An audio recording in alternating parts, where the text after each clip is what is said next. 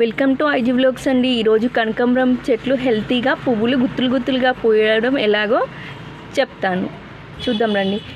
ఇది మా అమ్మ వాళ్ళ కనకాంబరం చెట్టు అండి. చూడండి పువ్వులు గుత్తులు గుత్తులుగా హెల్తీగా ఎంత పెద్దగా పూచాయో. ముఖ్యంగా మన కనకాంబరం చెట్లని ఎండలో నాటుకోవాలండి. ఎండ బాగా తగిలే ప్రదేశంలో మొక్కలను నాటుకుంటే పువ్వులు బాగా వస్తాయి. దీనికి కౌడంగ్ ఇంకా గోపంచకం కంపోస్ట్ ఇచ్చినట్లయితే హెల్తీగా పెరుగుతాయి. మనం బియ్యం కడిగిన నీళ్ళని 1 రోజు 2 రోజుల తర్వాత నిల్వ చేసి పోసినట్లయితే హెల్తీగా పెరుగుతాయి. చూడండి ఎంత బాగా పూసాయో పూలు.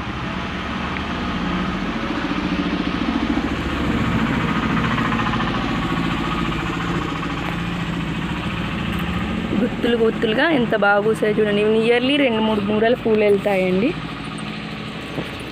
మన నేల మీద నాటుకున్నట్లయితే విత్తనాలు నీరు పోసినప్పుడల్లా కొత్త మొక్కలు మొలకెత్తుతాయి.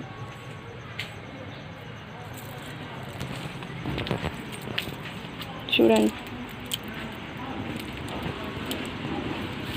నియర్లీ 2-3 మూరల పూలు వెళ్తాయండి. మీరు కూడా తప్పకుండా ఈ టిప్స్ ఫాలో అయ్యి చెట్లు పెంచుకుంటారని ఆశిస్తున్నాను.